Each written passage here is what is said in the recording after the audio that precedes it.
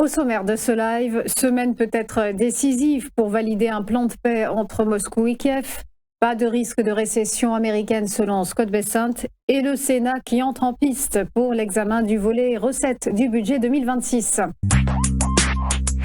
Commençons d'abord par les temps forts de l'actualité avec cette possible prochaine visite de Volodymyr Zelensky à Washington au sujet du plan de paix avec la Russie. Une éventualité dévoilée hier soir par la chaîne CBS, selon des sources proches de la Maison-Blanche et de Kiev. Ce week-end, Donald Trump avait reproché au président ukrainien, je cite, un manque de gratitude envers les États-Unis, alors même que des négociations étaient en cours à Genève entre responsables ukrainiens, américains et européens. Sur la table, un plan de paix en 28 points élaboré par Washington est jugé favorable à la Russie, reprenant plusieurs de ses exigences clés. Selon l'agence Bloomberg, le plan aurait été finalisé en octobre dernier à Miami, à l'insu de Kiev et des Européens. Assorti d'un ultimatum fixé au jeudi 27 novembre pour acceptation, le texte a fait l'objet d'une contre-proposition de l'Europe, rédigée par la France, le Royaume-Uni et l'Allemagne. Dans cette version, il est mentionné que la souveraineté de l'Ukraine doit être réaffirmée et qu'un accord de non-agression total et complet doit être conclu entre la Russie, l'Ukraine et l'OTAN.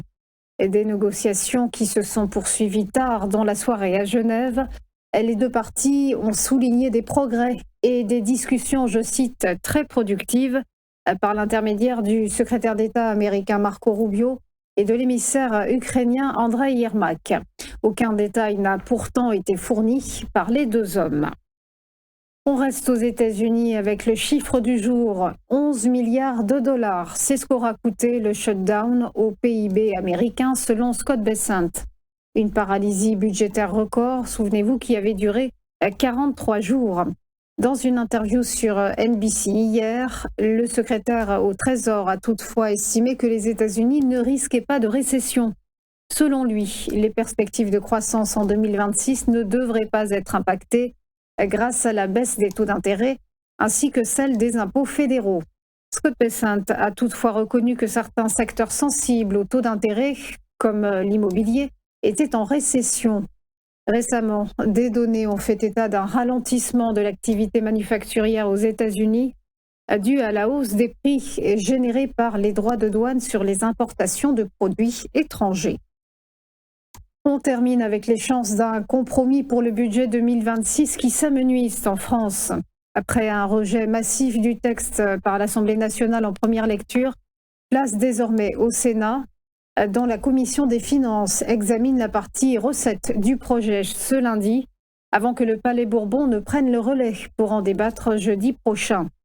Hier, Amélie de Montchalin a toutefois tenté de rester optimiste sur un compromis, espérant celui-ci encore possible. Mais la ministre des Comptes publics a aussi mis en garde contre le recours à une loi spéciale qui consisterait, vous le savez, à reconduire le budget de l'année précédente pour assurer la continuité des finances publiques. Cette perspective étant qualifiée de parachute en dernier ressort afin d'éviter le défaut de paiement de l'État. L'hypothèse d'un déclenchement de l'article 49.3 ou bien d'ordonnance pour adopter les textes budgétaires étant évacuée par Amélie de Montchalin, le Premier ministre Sébastien Lecornu y est en effet opposé. Venons-en au point bourse, le rappel de la clôture de vendredi dernier avec des places européennes en ordre dispersé. Le CAC 40 est resté proche de l'équilibre, plus 0,02%. La cote parisienne s'établit à 7 982 points et présente un bilan hebdomadaire négatif avec un recul de moins 2,29%. À Francfort, le DAX allemand s'est contracté de moins 0,8% à 23 091 points. Et sur l'ensemble de la semaine, la cote allemande a plongé de moins 3,29%. À Londres, le FTSE britannique a quant à lui grignoté 0,13%. Il se situe à 9 539 points. Et sur l'ensemble de la semaine, l'indice a lâché moins 1,64%. Direction Wall Street, où les indices étaient en forme.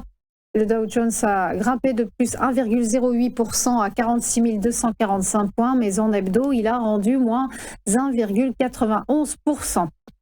Belle progression aussi pour le S&P 500 qui a engrangé 0,98% à 6602 points. Mais il a abandonné du terrain sur la semaine, moins 1,95%. Et quant au Nasdaq Composite, il a avancé de 0,88% à 22 273 points. Et sur sa perf hebdomadaire, il s'est replié de moins 2,74%. Passons au prix du pétrole qui ont sérieusement baissé la semaine écoulée. Le baril de Brent se négocie à 62,44 $ et a décroché de moins 2,5% en hebdo. Et quant au cours du WTI, il a dévissé de moins 2,96% sur la semaine et pointe à 57,99 $ Du côté des devises, enfin, l'euro s'affiche à 1,1510 $ face au billet vert et a perdu moins 0,96% sur la semaine. Et enfin, pas de Nikkei ce matin à Tokyo, c'est une journée fériée dédiée au travail. Voilà pour les dernières infos, on se retrouve juste après une page de pub pour ChronoCAC et l'ouverture des cotations. À tout de suite.